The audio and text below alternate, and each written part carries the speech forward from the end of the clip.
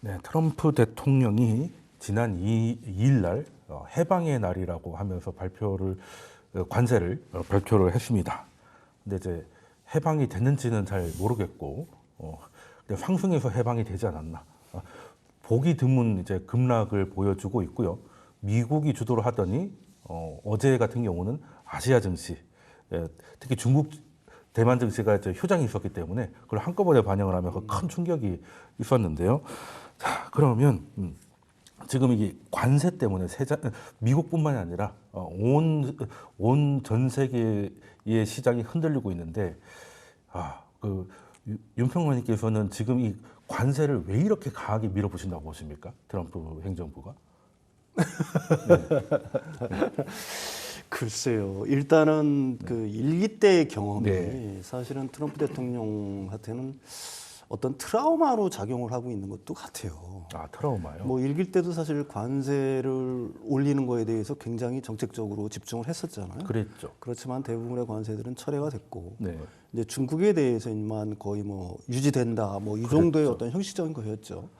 그래서 자신이 공약으로 내세웠던 그 공급망의 재편, 다시 말해서 미국 제조, 네. 미국 생산, 네. 미국을 위대하게, 미국의 일자리를 증가시키는 꿈을 이루지 못했다는 네. 얘기죠. 별로 안 위대해져서 더 세게 나온다. 예, 그렇죠. 예. 그러니까 이제 이번에 이기지 않습니까? 예. 이기에는 나중에 연임이 불가능하잖아요. 그렇죠. 그건 안 그런데 되는 자기 자신은 또 일기 때랑 거의 비슷한 공약을 내세웠단 말입니다. 그래서 당선이 그랬죠. 됐다는 얘기죠. 근데 시간이 없어요, 사실은. 뭐 지금 이분은 뭐 삼선 얘기까지 나오기도 하는데 네. 글쎄 그게 미국 어떤 상황에서 가능할지는 모르겠고요. 그러니까 시간에 쫓기죠. 네. 그러니까 당연히 지금 그 자신의 어떤 그 정책이 어떻게 보게 되면 그 블러핑이 아니라는 걸 갖다가 네. 입증을 하기 위해서 사실은 더 가열차게 관세 정책을 추진하고 있다. 그리고 그 배후에는 일기 때 그 피터 나바로라든지 이런 사람들도 자신들의 꿈을 펼치지 못했을 거 아닙니까? 네. 대표적인 그 지금 백악관의 고문. 네. 이 양반이 대표적인 중국 견제론자이자 그렇죠. 보호무역주의론자잖아요. 네. 그 스티브 미란이라는 사람도 그 사람의 제자인 거고. 네, 맞습니다. 그래서 사실은 이 일련의 그 어떤 그 핵심 브레인들이 일기 때 이루지 못했던 꿈을 이기 때는 어쨌든 가시화시켜 보려는 어떤 욕심들 이것들이 지금 강하게 작용을 하면서 그 트럼프 대통령을 갖다가 그런 식으로 푸시를 하고 있지 않나 이렇게 생각을 합니다. 네, 2기 행정부 참모진들은 1기 때보다 더 충성파로 모여 있다고 평가를 받고 네네네. 있잖아요. 그러니까 여기 견제하는 사람이 더 없다 보니 더 브레이크 없이 달리고 있다. 뭐 이런 식으로 해석도 가능할 것 같은데 지금 그러면 김평환님께서는 지금 어느 정도 시장이 충격을 받았고 그리고 또 관세를 이렇게까지 밀어붙이는데 윤평님하고 견해가 같으신지 아니면 또 추가로 좀 말씀 주실 게 있으실지. 사실 이제 말씀하셨듯이 트럼프 일기 때의 경험을 가지고 지금 반면 교사 삼아서 그때 하지 못했던 것들 지금 절치부심해서 새롭게 시도한다는 점에서 이제 공통적인 것 같아요. 근데 이게 내년 11월 6일인가요? 예, 그 중간 선거가 있거든요. 근데 네, 그렇죠.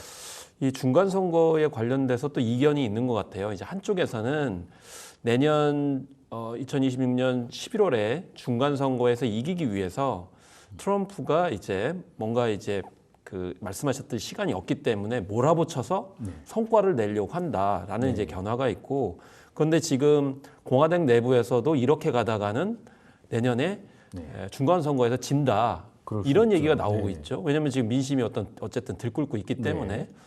그런 점에서 이제 트럼프가 과연 이런 상황들을 예측을 못했을까라는 거죠. 그러니까 지금 뭐 노벨 경제학상을 받은 뭐 학자부터 온갖 매체들까지 다 이거는 미국의 침체와 또 전 세계적인 그런 경기 침체를 불러올 것이다라고 굉장히 성토를 하고 있음에도 불구하고 심지어 주말에 골프 치러 가가지고 굿샷 포즈로 여유 있게 얘기를 했단 말이죠. 심지어는 그 트럼프 이 상호 관세율을 설계한 당사자는 안 팔면 손해가 없다 이런 식의 얘기까지도 하고 있는 그런 상황이었거든요. 그래서 제가 봤을 때는 뭐 한쪽에서는 참패할 거라고 보는데 이 말씀하셨듯이 공급망을 재편을 해가지고 결과적으로는 버티기 전략으로 가지 않을까. 그래서 제가 봤을 땐 쉽게 포기하지 않을 것 같다는 생각이 듭니다. 특히나 그 이번에 이제 관세를 부과하면서 물가 오르기까지 한 6개월 정도의 텀이 있다고 그러거든요. 네. 그렇기 때문에 그 텀 동안 아마 물러서지 않고 계속 휘몰아치면서 자기가 원하는 바를 얻으려고 하지 않을까 이런 생각을 이제 하게 되는 거죠. 네. 지금 미국만 보더라도 주말 전 이틀 만에 거의 9조 달러 정도가 빠졌거든요. 예, 우리나라 돈은 1경 정도 된다고 그러는데 그 정도 충격이 빠졌는데 그 대통령이 보란 듯이 골프 스윙의 영상을 어디서 기자가 몰래 찍은 것도 아니고 본인이 직접 올렸다라는 거는 별로 신경 쓰지 않는다는 걸 일부러 보여주는 액션인 것 같은데 그러면 시장은 더 이제 충격을 받을 수밖에 없죠. 보통 트럼프를 시장이 좋아했던 게 시장이 좀 빠지면 액션을 했기 때문에 이 정도 빠졌으면 액션이 나올 거라고 했는데 엉뚱한 골프 액션이 나오니까 아 이거는 정말 시장을 그냥 어디까지 갈지 예, 그냥 내려놓겠다 뭐 이런 얘기까지도 해석이 가능할 것 같은데 그러면 뭐 일기 때 트라우마가 됐던 아니면 시간이 없기 때문에 한번 가게 됐던 그 강경세 때문에 최근에 전 세계 증시가 어느 정도 충격을 받은 상태입니까? 뭐 사실은 그 검은 금요일 아니 핏빛 월요일 네, 그렇죠. 뭐 이렇게 표현할 수가 있죠. 네. 이게 금융위기 이후에 뭐 각각의 경우들은 네, 대부분 다 다르지만은 가령 뭐 중국 같은 경우에는 금융위기 이후에 뭐 거의 뭐 처음이다 뭐 이런 식의 어떤 얘기들도 많이 나오고 있는 거 아니겠습니까? 사실 뭐 미국 증시 그 다음에 유럽 증시, 아시아 증시 전부 다 어떻게 보게 되면 완전히 밀렸잖아요. 그 그렇죠. 뭐 구체적인 수치를 갖다가 굳이 얘기할 필요는 사실 없는 네, 거고. 뭐 그냥 보고 있으면 마음 아픈 뭐 어떻게 정도니까. 보게 되면 뭐 쑥대밭이 됐다, 네. 뭐 엉망진창이 됐다라고 사실은 얘기할 수가 있는 거죠. 근데 트럼프 대통령의 행보를 유심히 보면 좀 약간 좀 의도한 게 보여요. 사실은 그분이 금요일 날 정도에 골프를 치러 간다고 하더라고요. 금요일 날까지는 일을 해야 되잖아요. 네. 근데 이번에 목요일 날 갔다고 하는 것 같아요. 네. 예.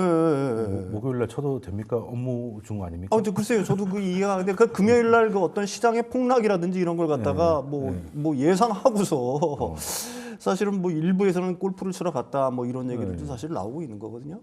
근데 제가 믿는 거는 사실은 그렇습니다. 그게 뭐 영국의 텔레그래프와도 똑같은 어떤 논지의 기사를 썼지만은 시장을 이기는 대통령은 없어요. 특히 자본주의 국가에서, 특히 사회주의 국가도 마찬가지입니다. 중국에서도 시장이 흘러내리면은, 가령 이렇게 녹아내리면은, 베센트 재무장관 같은 경우는 녹아내린다라고 표현하잖아요. 네, 시장 녹는다 그랬죠. 시장 녹는다. 네. 그거에 대해서 특히 그 파퓰리스트인 트럼프 대통령이 이걸 갖다가 진짜 언제까지 모른 척 할까라는 거에는 뭐 저는 개인적으로 사실은 의문의 여지가 있어요. 그래서 지금 서학개미님들한테는 상당히 죄송한 말씀이지만은 사실은 트럼프가 자신의 어떤 정책 방향을 선회하는 거는 제가 보기에는 미국 시장이 녹아내릴 수밖에 없습니다. 네, 더 녹아야 됩니다. 지금 20%가 빠졌는데 녹아내리면서 그 아까 그 저기 사회자께서 말씀하셨듯이 민심이 들끓는 수밖에 없어요. 네. 그것만이 그 트럼프 대통령을 사실은 움직일 수가 있는 거지.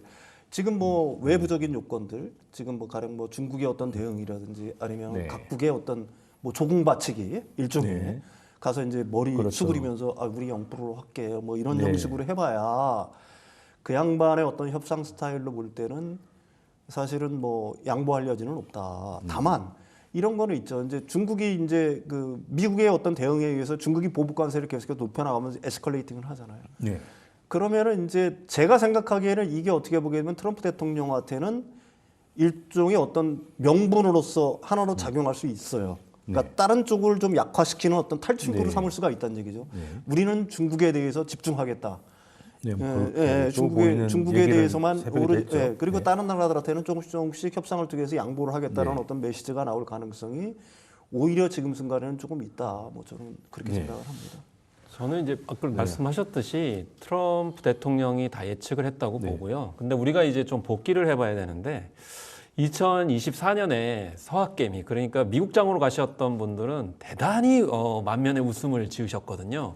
그때는 뭐 국장은 빠지고 네, 민장은 그렇습니다. 좋았고. 특히 미국 증시 투자액이 완벽한 한 해여가지고 뭐 S&P 500 같은 경우 연간 상승률이 뭐 30% 이상이 갔기 때문에 이제 한국은 안 된다. 뭐 한국 같은 경우는 뭐 굉장히 안 좋았잖아요. 그래서 그때 그랬죠. 뭐. 그런 상황 하반기 속에서 이제 많은 학자들도 그 미국의 시장이 너무 과열돼 있다.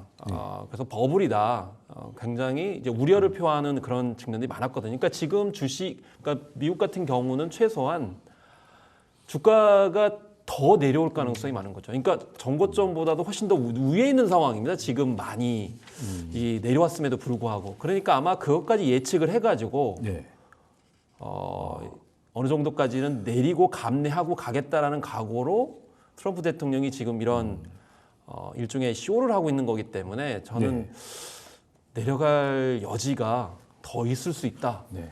이런 생각을 합니다. 두 그것까지 다 분의 읽고 이제- 있다고 생각합니다. 공통된 의견은 이 정도는 각오하고 있었을 것이다. 네. 라고 보시니까 각오는 저는 모르겠어요. 각오까지는 뭐 모르겠고. 각오 혹은 계산 뭐 짐작 이 정도는 했을 텐데 그렇다고 액션을 하기에는 조금 아직 덜 녹았다라고 보시는 거죠. 두 분 다 이제 말씀하시는 건 정확하게 보면. 아직은 그 지금 트럼프 대통령이 자신이 원하는 걸 갖다가 얻지를 못했다. 네. 예, 그게 어느 정도 그래도 그 얻는다는 어떤 그 신용 자체는 있어야 될 거 아니겠느냐. 네. 뭐 그 정도가 돼야 되겠죠. 지금 출구 전략을 누군가가 좀 열어줘야 되는데 네. 아직은 지금 발빼기에는 너무 그 좀 체면도 안 서고 명분도 안 서는 상황일 수 있다 이렇게 말씀 주셨는데 그렇죠. 이제 다만 그런 얘기는 했죠. 뭐 네. 유예는 없지만 유예 없다고 네. 이제 강력하게 얘기하면서 각 개별 국가와는 협상할 수 있다라는 거를 네. SNS에 올렸잖아요. 그렇죠. 그런 부분 정도의 어떤 키는 이제 준 그런 상황이죠. 네. 그래도 이 정도 빠지니까 목요일 빠지는 거는 어느 정도 제가 봐도 짐작을 한 것 같아요. 그러니까 일부러 뭐 골프도 올리고 했는데 금요일이 또 크게 더 빠지거든요. 그러니까 나스닥이 5% 이상 연속 빠집니다.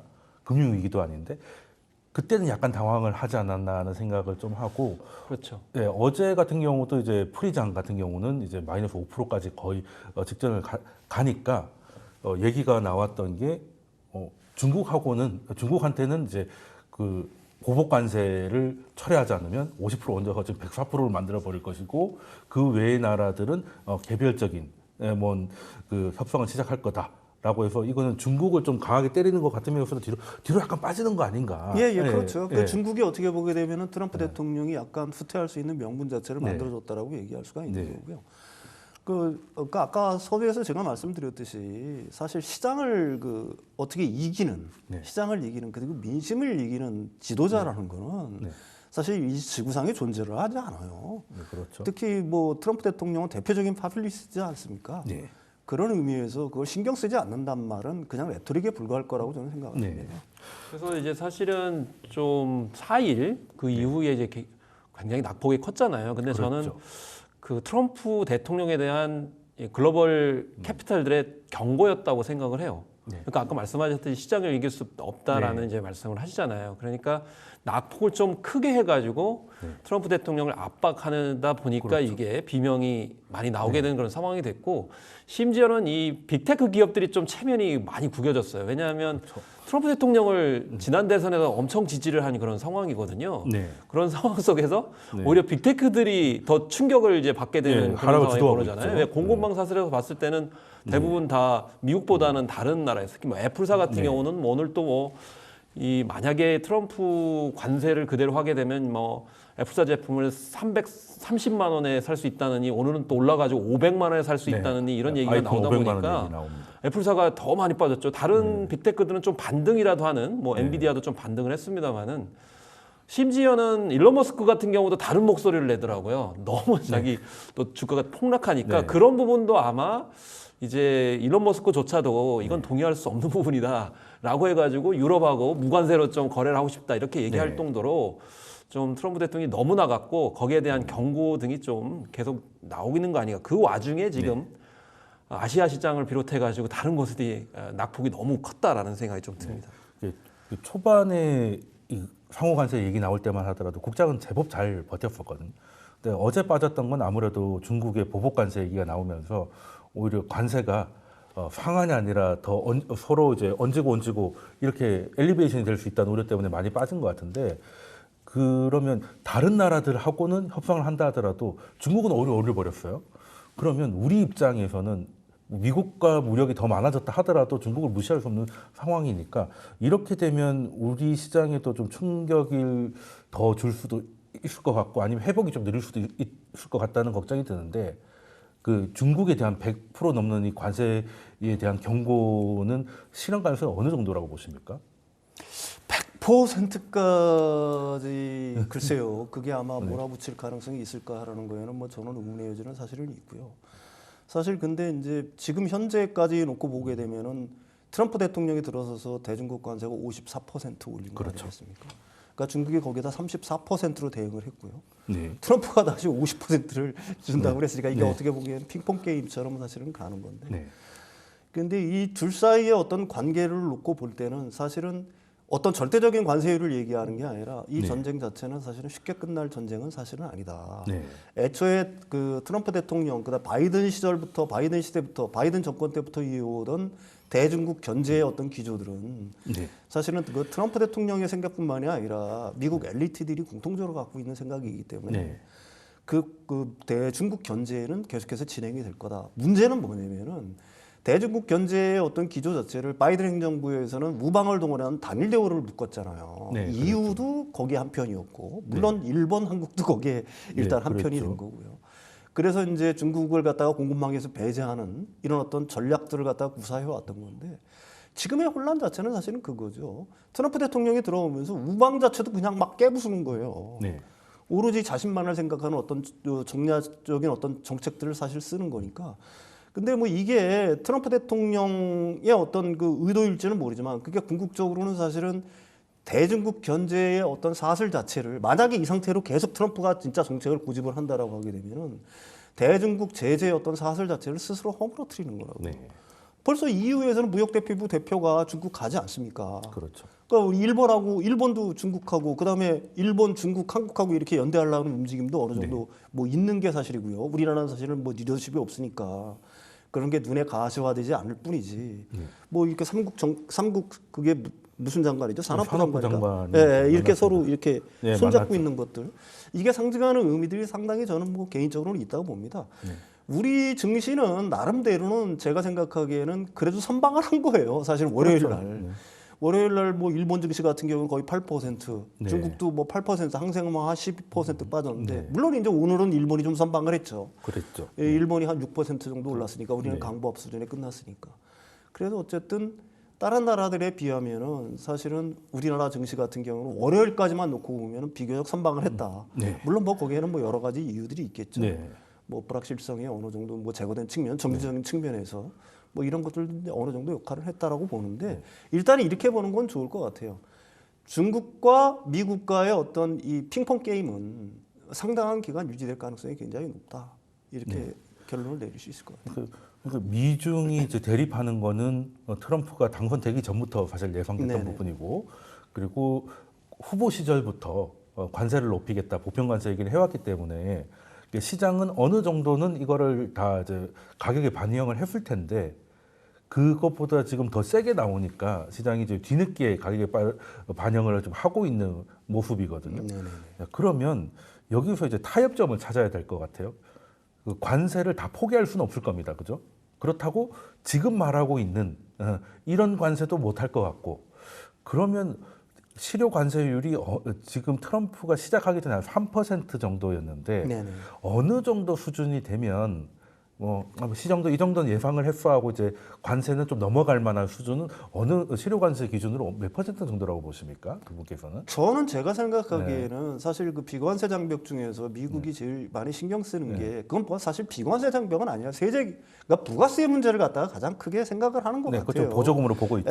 사실은 뭐 미국산 수입품이 0%로 해가지고 우리나라 관세 0%로 들어와도 우리나라 부가세 10%를 맞으니까 특히 EU 같은 데는 20%를 때리고요. 그렇죠. 뭐 일본은 부가세가 그래도 낮다라고 하더라도 역시 그거는 미국 입장에서 보고 보면은 이거 오해하지 마시고 미국 입장에서 보게 되면은 일종의 그게 관세에 버금가는 어떤 불공정한 어떤 행태다 이렇게 볼 수가 있는 거예요. 비관세 꼼수라고 얘기했죠. 그러니까 그렇다고 해서 각국이 그 세제를 갖다가 쉽게 고칠 수 있는 건 아니잖아요. 그렇죠. 우리나라가 뭐 부가세를 0%로 만들거나 하는 거는 그거는 뭐 사실은 불가능한 얘기니까 제가 생각하기에는 이론적으로 현재 상황에서 가장 적절한 거는 사실은 각국의 어떤 부가세 수준 뭐 요 정도 그다음에 이제 비관세 장벽의 어떤 정도가 있을 거 아니겠습니까?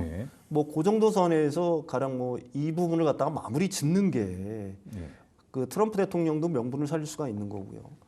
그 각국도 사실은 관세의 어떤 굉장히 무거움에서 어느 정도 좀 그래도 네. 좀 가벼워질 수 있는 방법이 아닌가. 뭐 개인적으로는 그렇게 생각을 해요. 네, 표면적인 관세보다는 이제 그 비관세 우회적인 것들을 좀 보완하는 걸로 이제 협상을 좀 이어가면은 충격을 좀 줄일 수 있겠다 말씀 주셨고, 김평원님께서는 아이디어가 좀 어느 정도면 괜찮을 것 같다고 보십니까? 글쎄요, 저는 트럼프 대통령이 뭐 어느 정도의 관세를 목표로 하고 취하진 않았을 거라고 네, 생각을 그렇긴 하고요. 그 지금 뭐 판례를 보여주면서 뭐 우리나라도 뭐 25%에 해당이 되고 뭐 베트남 같은 경우에는 뭐 46%하고 뭐 이런 식으로 쭉 했잖아요. 그러면서 하는 것이 이제 원칙적으로 내세웠던 것이 그 수치가 의미하는 거는 불공정 무역. 그러니까 이들 나라가 우리보다 훨씬 더 많은 수익을 가져간다라는 걸 과시한 거거든요. 그러니까 뭐 이 시간에도 몇 번 말씀 나왔습니다만 최대한 그 협상을 통해 가지고 자진해서 이제 뭔가 내놓도록 유도하면서 그 과정에서 뭔가 협상을 할 가능성이 굉장히 전 높다고 보거든요. 그러니까 뭐 그런 말씀 많이 하잖아요. 그 수치 자체에 대해서 별로 의미를 두지 말라고 할 정도로 뭐 굉장히 간단한 조악하게 공식으로. 나왔기 때문에 그래서 그 적절한 수치 같은 경우는 아마 트럼프 대통령 머릿속에는 없지 않나 이렇게 생각이 들고요. 다만 이제 변수는 이제 많이 이제 지적을 합니다만은 이 오히려 이렇게 중국을 압박하는 방식들이 그러니까 관세를 이제 부여하는 방식들이 중국 시장에 대한 기회를 더 열 것이다라는 주장들이 많거든요. 더구나 뭐 우리나라만 해도 당장에 중국에 수출을 하는 것이 더 미국보다 훨씬 더 이제 선호되기 때문에 그런 과정들에 있어서 과연 중국이 양보를 할까? 오히려 시간이 길면 길수록 중국에게 유리한 판이 이제 벌어질 수 있기 때문에 오히려 그 특정 관세를 낮추기 위해서 이제 중국이 물러설 기미는 없지 않을까라는 생각이 들고요. 더더군다나 중국 같은 경우에는 지금 미국의 국채를 7,800억 달러나 가지고 있어요. 이게 사실은 트럼프 대통령이 이 부분을 해소하려고 이번에 판을 굉장히 많이 흔드는 건데 그렇지만 일각에서는 이 국채를 매각을 중국이 하면서 압박을 할 가능성이 높다. 왜냐하면 이게 스콧 베센트 미 재무장관 같은 경우는 장기 금리를 낮추겠다고 했는데 이걸 중국이 매각을 해버리게 되면 금리가 이제 다시 올라가 이자 비용이 엄청나게 많이 들어가니까 이런 수단들을 중국이 가지고 있는데 섣불리 과연 압박을 한다고 그래가지고 해결이 될 수 있을까라는 생각이 이제 많이 드는 거죠. 실제로 오늘까지죠.